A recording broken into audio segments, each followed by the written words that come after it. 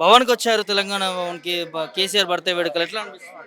మంచిగా అనిపిస్తుందండి. కేసీఆర్ అంటే మా అభిమాన నాయకుడు. తెలంగాణ కోసం ఎంతో శ్రమించి కొట్లాడి తెలంగాణ తీసుకొచ్చిన మహానుభావుడు కేసీఆర్. 10 ఏళ్లలో చాలా మార్పులు వచ్చినాయండి. మంచిగా పాలన చేసిండు. ప్రతి ఇంటింటికి నీళ్లు అన్నీ వచ్చినాయి. కానీ ఇప్పుడు రేవంత్ రెడ్డి పాలనలో ఒక నిమ్మకాయ రసం అమ్ముకోవాలన్నా రోడ్ పైన లేదండి. బేగంపేట నుంచి సికింద్రాబాద్ దాకా రోడ్ పైన ఎవరిని బతకనివ్వడం లేదు రేవంత్ రెడ్డి. ఎట్లా బతుకుతారు? ఊర్లోకి వెళ్ళి వచ్చిన వాళ్ళకు ఇల్లు కొనుక్కుందాం అంటే ఇల్లు కూలగొడుతుండు. ఏదైనా వ్యాపారం చేసుకొని బతుకుదాం, ఒక నిమ్మకాయ సోడ కానీ, ఒక చెరుకు బండి, ఏదన్నా ఎండాలు మండిపోతున్నాయి చాలా. ఎవరైనా కూల్ డ్రింక్స్ ఏదైనా తాగుదామో ఎండ ధూపం కంటే తాగడానికి లేకుండా చేస్తున్నాడు.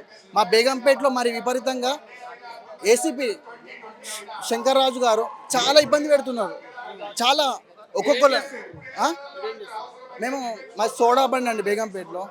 ఏసీ ఫుట్‌పాత్ మీద పెట్టనే పెట్టారు మిమ్మల్ని? ఫుట్పాత్ పైన సైడ్కి ఉంటుందండి, వెళ్ళిపోవడానికి దారి ఉంటుంది. మేము 15 సంవత్సరాల నుంచి సోడా బండి పెడుతున్నాం. మా నాన్ననేమో చెరుకు బండి పెడతాడు. 32 సంవత్సరాల నుంచి పెడుతున్నాడు అక్కడనే పబ్లిక్ స్కూల్ దగ్గర. ఎవరు వచ్చిన పైన ఎలాంటి ఇబ్బంది లేదు. ఎవరైనా మూమెంట్ ఉందంటే బంద్ చేస్తాము. కానీ ఇప్పుడు ఎవ్వరు వెటరిస్తలేడు. ఎవరంటే కడుపు మీద కొడుతున్నాడు ఆయన. ఏసీపీ చాలా ఇబ్బంది పెడుతుంది. ఎవరు బతకొద్దు, మా ఏరియాలో ఎవరు బతకొద్దు. తెలంగాణ తెచ్చుకుంది ఎవరు బతకకుండా అండి. ఇల్లు కట్టుకొని ఉంటే ఇల్లు కూలగొడతాడు.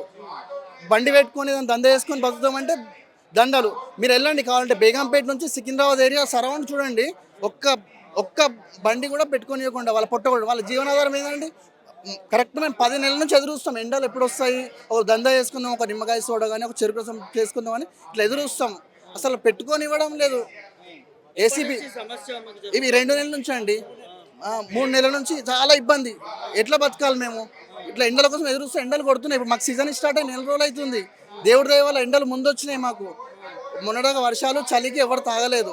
ఇప్పుడు ఎట్లా పెట్టుకొని బతకాలా? కిమ్స్ రోడ్ దగ్గర అన్నం పెట్టుకొని అమ్ముకుంటారు. హాస్పిటల్ పోతే లక్షలు కోట్లు బిల్లు కట్టాలి. బయట 70 రూపాయలు 60 రూపాయలు వాళ్ళ పేషెంట్లు వస్తారు. 60 రూపాయలకు 70 రూపాయలకు భోజనం చేస్తారు.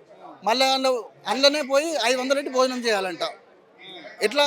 వాళ్ళకు సేవ చేసినట్లయితుంది, వీళ్ళకు వ్యాపారం కలుగుతుంది. ఎవరు బతుకోవద్దు. అంతా అక్కడ ఆ రోడ్, అదే రోడ్లో Begumpet police station opposite Cream Stone, Chutneys, Ilachi, tea point మొత్తం వందల కార్లు రోడ్డు మీద పార్కింగ్ చేస్తారు. ఏసీపీ వాళ్ళకి ఏమన్నాడు? వాళ్ళందరూ పెట్టుకొని బతుకోవచ్చు, కోట్లు సంపాదించవచ్చు. కానీ ఒక నిమ్మకాయ బండి పెట్టుకొని బతికేటోనికే పొట్ట మీద కొడుతున్నాడు. శంకర్ రాజు సార్ గారు మాకు బ్రతకనియండి హైదరాబాద్లో. మీరు ఇట్లా పొట్టగొట్టి చంపడం న్యాయం కాదు సార్.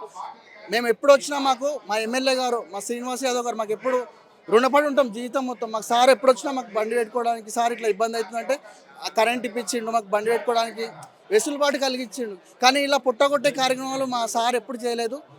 మొత్తంలో ఎప్పుడైనా ఇబ్బంది జరిగిందా మీ చిరు వ్యాపారులకు కావచ్చు కేసీఆర్ హయాంలో? ఎప్పుడు కాలేదు.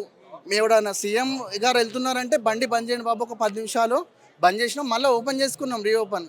కానీ ఇలా పొట్ట మీద కొట్టడం ఎప్పుడు చేయలేదండి. రేవంత్ రెడ్డి ప్రభుత్వం రేవంత్ రెడ్డి ప్రభుత్వం డైరెక్ట్ పొట్ట మీద కొట్టేస్తుంది.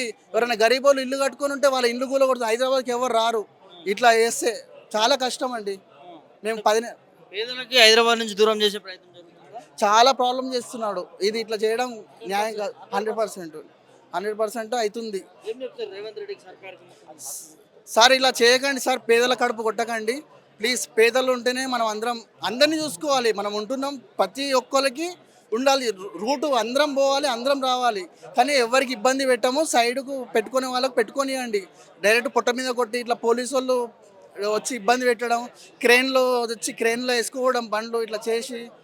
ఇప్పుడు నా వల్ల మా ఫ్యామిలీలో 10 మంది ఉంటారండి. వాళ్ళందరూ ఎట్లా బతకాలి? నేను అంటే నా మీద డిపెండ్ అవుతాడు అయి ఉంటారు అందరూ. ఎట్లా పెట్టాలి? మొన్ననే మా సిస్టర్ మ్యారేజ్ చేసినాము.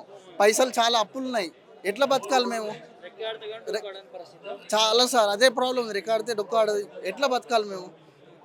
చాలా ఇబ్బంది ఉంది సార్. ప్లీజ్ దయచేసి మాకు బతకని. మా కార్పొరేటర్ గారు సపోర్ట్ చేస్తారు, మా ఎమ్మెల్యే గారు సపోర్ట్ చేస్తున్నారు. కానీ పోలీసులే దౌర్జన్యంగా వచ్చి ఇది చేస్తారు. ఎట్లా చేయాలి సార్ ఇది?